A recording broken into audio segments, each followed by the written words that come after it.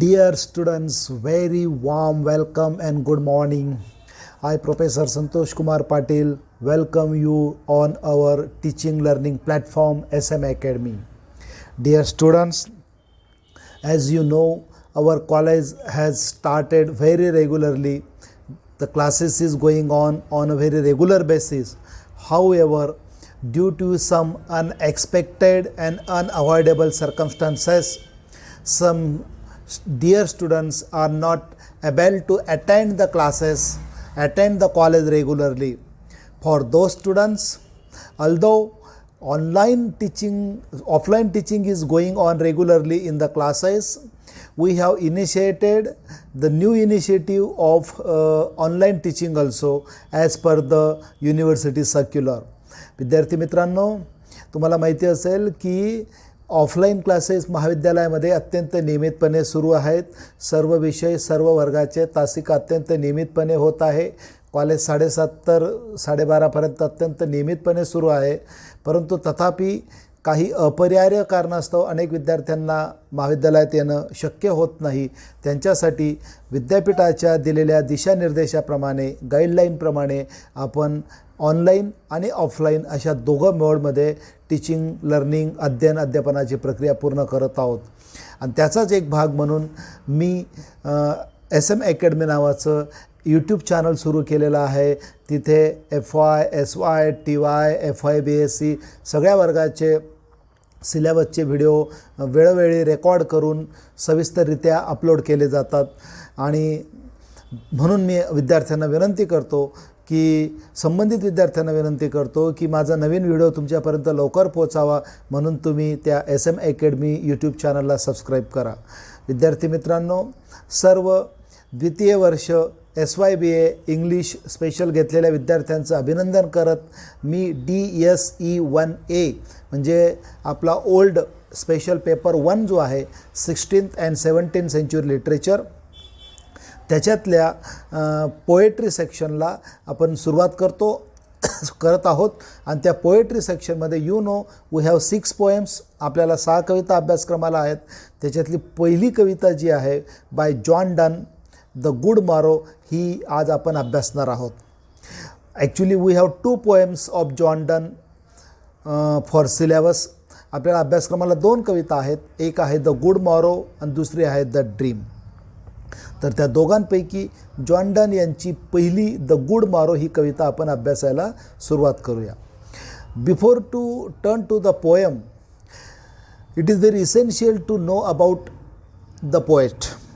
कविता अभ्यासण्यापूर्वी कवीबद्दल थोडंसं माहिती असणं अत्यंत गरजेचं असतं, एक्सपेक्टेड असतं.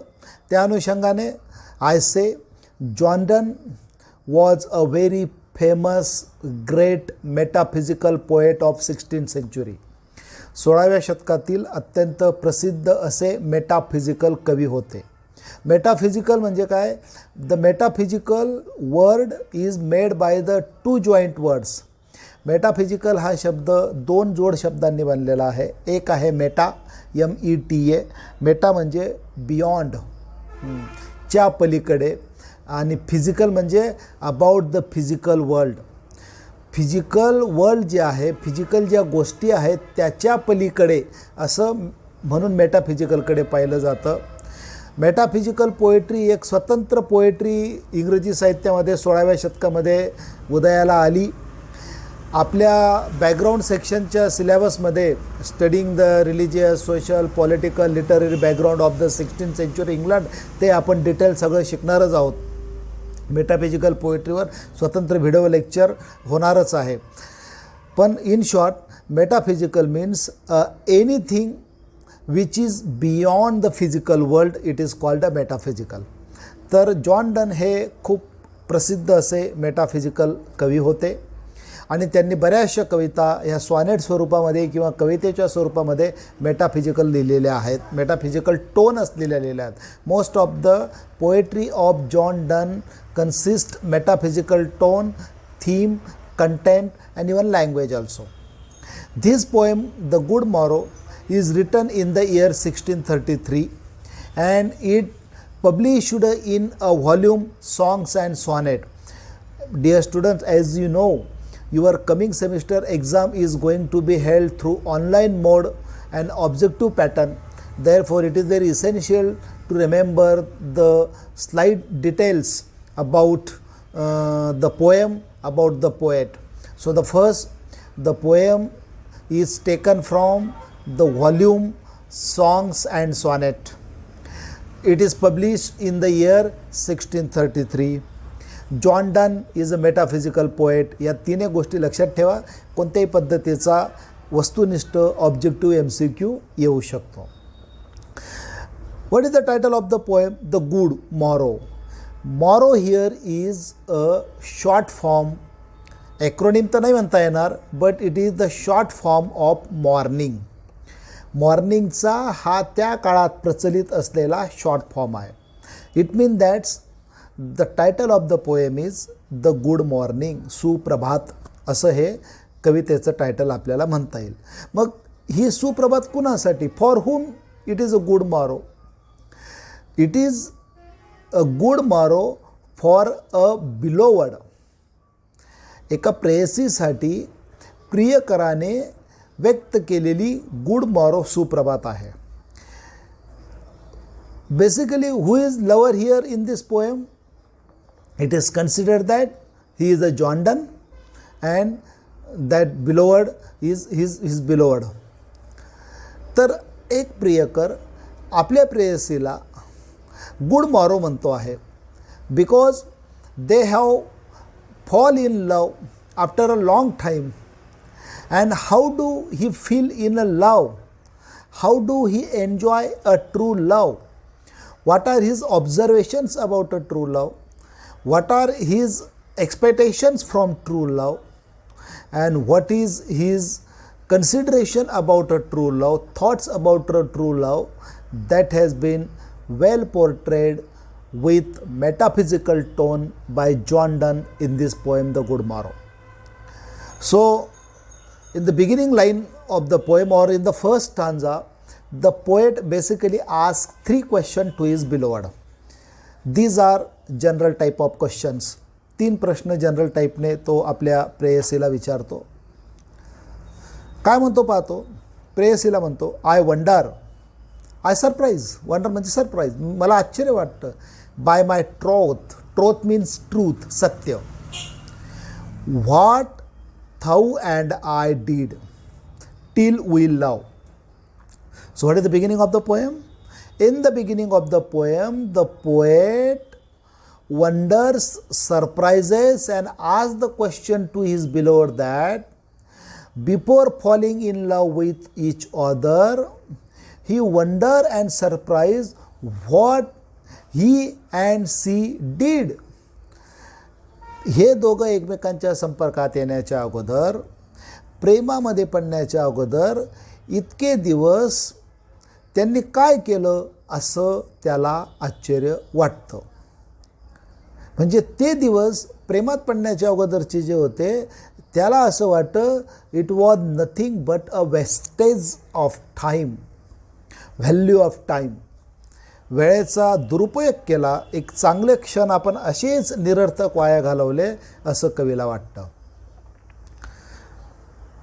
पुढच्या लाईनमध्ये तो म्हणतो, where we not weaned till then. Weaned म्हणजे a milk breast feeding child who leaves the breast feeding, त्याला वीन म्हणतात. असा मुलगा जो आईचं दूध पिणं सोडून देतो त्याला वीन म्हणतात. वीन म्हणजे निस्तेज होणं पण होतो, पण इथे अर्थ असा आहे. तर आपण कसे होतो? He compares himself and to his beloved like a weaned child. एखादा लहान मुलगा असतो ना जो आपल्या आईचं दूध प्यायचं सोडतो, तो कसा असतो? इनोसंट असतो, doesn't know anything about the worldly pleasures, about a love. त्याच्याशी कवी आपली स्वतःची तुलना या पहिल्या 2 ओळींमध्ये करतो. पहिला प्रश्न विचारला पहा, what we did till we love. आपण प्रेमात पडत नव्हतो तोपर्यंत आपण काय केलं, हा पहिला प्रश्न विचारतो. दुसरा प्रश्न विचारतो, were we not win till then. आपण तोपर्यंत दूध सोडणाऱ्या, आईचं दूध सोडणाऱ्या मुलांसारखे बालिश नव्हतो का. आणि तिसरा प्रश्न विचारतो, बट सगळं आपण कशामध्ये मंत्रमुग्ध होतो? On country pleasures. छोट्या मोठ्या गोष्टींमध्ये ज्या सर्वसामान्य जीवनातल्या प्लेझर्स आहेत त्याच्यामध्ये होतो. Like who? चाइल्डिशली. एखाद्या बालकाप्रमाणे, एखाद्या लहान मुलाप्रमाणे we were wasting the time instead of falling in love. So before falling in love, we just wasted the beauty of time, the beauty of life. किंवा नेक्स्ट लाईनमध्ये तो म्हणतो, और स्नॉर्टेड वी, स्नॉर्टेड म्हणजे घोरणे, snorted we in the 7 sleepers den. Den म्हणजे गुहा. आता हे जे एल्युजन आहे हे त्याने बायबलमधून घेतलं आहे. It is based on the story from Bible.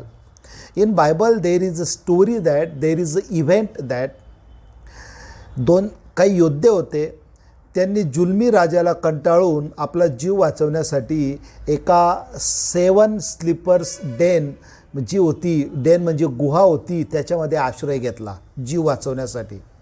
And it is said that they slept there for more than 200 to 300 years. 200 तर 300 वर्ष ते त्या गुहेमध्ये झोपून राहिले, घोरत बसले. ते जसे 200-300 वर्ष long time snorted in that den, त्याला 7 स्लीपर्स डेन म्हणतात. ते 7 योद्धे होते, 7 वीर होते. तशा पद्धतीने म्हणजे it mean that's they snorted are they were in sleep for a long time. Similarly, you and I are also in sleep, or you and I both, we were in sleep for a long time. We didn't understand the beauty of love, the pleasures of love, and we wasted our life. That's so म्हणजे काय? It is true. But these all pleasure fancies be. ह्या ज्या जगातल्या pleasures आहेत ना, यांची तुलना कवी कशाची करतो? फॅन्सीज होत्या त्या.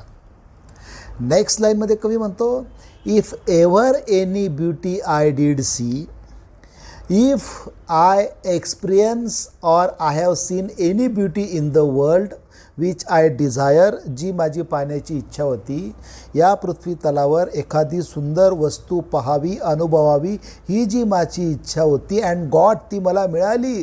ती दुसरी तिसरी कोणी नसून it was but a dream of thee. It was you, it is you. या पृथ्वी तलावर सुंदर, चांगली, अमर अशीच एखादी गोष्ट अनुभवायची, पाहण्याची माझी इच्छा होती, तर ती कोणती असेल? तर it is true, it is you, the beloved, his लव.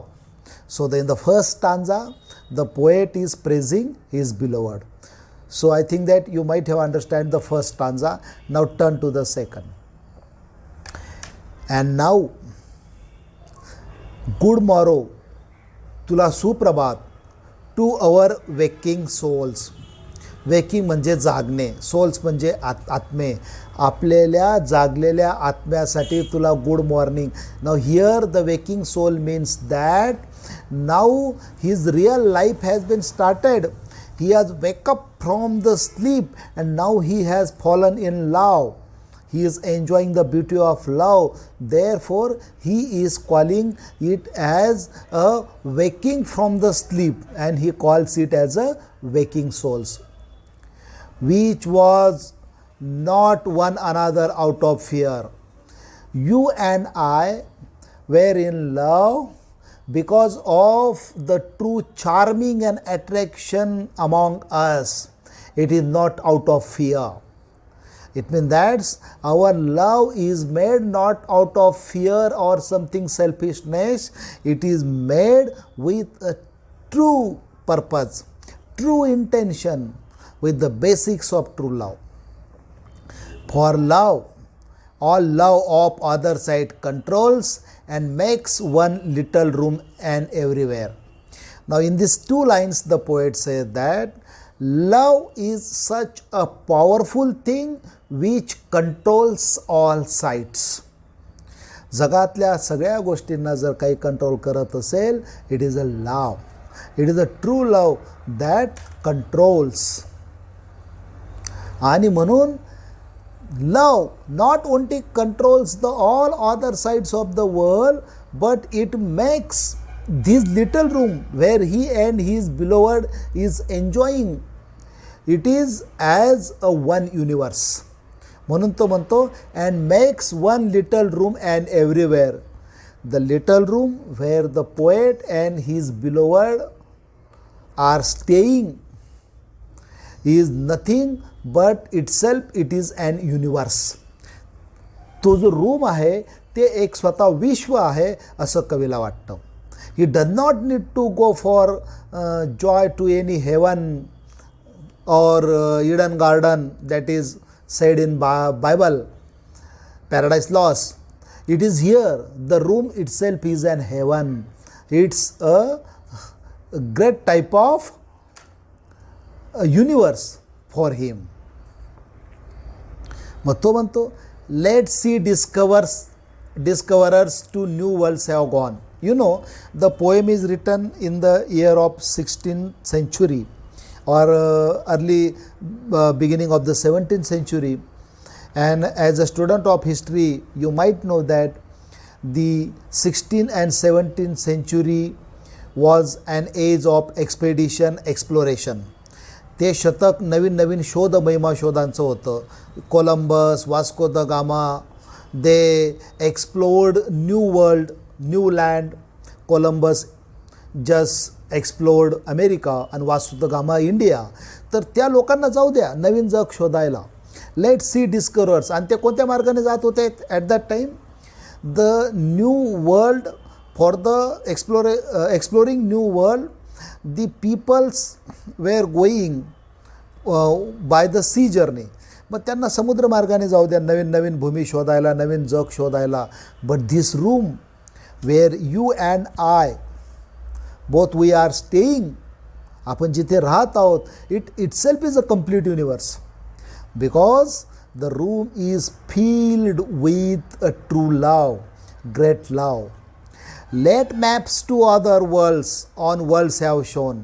लोकांना खूप मोठे जगाचे नकाशे काढू द्या, एकमेकावर एक. त्यांना काही पाहू द्या, कंटिनेंट पाहू द्या, का जगाचं काही कोणतं खंड पाहू द्या. But let us possess one world. But you and I, yours and my true love is nothing but it's a one world, and it is a great discovery rather than any type of discovery of land. Each have one and is one. Yours and mine love is a one, and it itself is a universe. So the poet is comparing the room in which he and his beloved is staying to an universe. universe ची तुलना करतो. तर तुम्हाला दुसरा paragraph चांगला लक्षात आला असेल विद्यार्थी मित्रांनो. Now see the next. Now he says, my face in thine eyes, thine in mine appears. He says to his beloved, it is a dramatic monologue. Actually, it is a dramatic one. Dramatic monologue is a type of poem where only one speaker narrates all those things through a dramatic way. So the poem is a dramatic monologue. Now he said that, just look, my face in thine eyes, thine in mine eyes. So if you see, we are looking to each other. My face is appearing, looking in your eyes, and in my eyes, your face is appearing. It means that we are observing, experiencing each other with a true content, great spirit. And true plain hearts do in the faces rest. And what does rest in these eyes, in these faces? They rest a true plain hearts. Plain म्हणजे अत्यंत साधे सरळ अशा पद्धतीचे आपले, without any cunning approach, without any intention, without any selfishness, our true hearts appears on the faces. Do in the faces rest म्हणजे काय? चेहऱ्यावरती विश्रांती करतात नाहीत. It appears on our face, our true hearts. आणि त्याची दोघांच्या हृदयांची तुलना तो काय करतो, where can we find two better hemisphere. Hemispheres म्हणजे गोलार्ध. You know the earth has two pole, north pole and south pole. आपण त्याला दक्षिण गोलार्ध आणि उत्तर गोलार्ध म्हणतो. सो जसं the universe is controlled by two hemispheres, that is north and south, in the same way you and I are controlled by two hearts, but it is a one universe. As the two hemisphere makes one complete universe and earth, in the same way two hearts, yours and mine, make one complete universe. So here the poet compares his and his beloved's heart to the hemisphere. त्या हेमिस्फेअर गोलार्धाशी तुलना करतो. and you know on hemisphere, without sharp north, sharp mean cold, without declining west, declining is when they getting darken.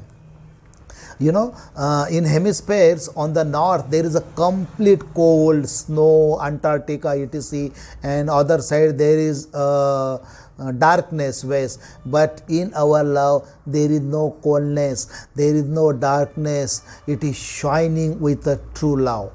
Though it is like an hemisphere, but it is shining with a true love. Whatever dies was not mixed equally. The poet says that whatever dies in this universe, because it is not mixed equally, truly with each other, therefore it dies. But in your case and in my case, we are mixed with each other physically, by soul, by mind, by thought, by all the ways we are mixed with each other. Therefore, I don't think, the poet says that, I don't think we will die. आपण मरू, आपण अमर्त्य राहू, immortal राहू. In our two loves be one. आपल्या दोघा लवमध्ये it is a one. दो दिल एक जान है हम. और thou and I, you and I, thou म्हणजे you and I. Love so alike, our love is like that one. Two hemisphere controlling one universe, in the same way two hearts controlling the one human being, you and I. That none do slacken, slacken म्हणजे lesson, कमी होत जाणे. आणि ते आपलं, our love will not get lessen, our love will not get slacken, and none can die. Therefore we will not die. We are united with each other by mind, thought, action, and by all those things. We are completely mixed with each other.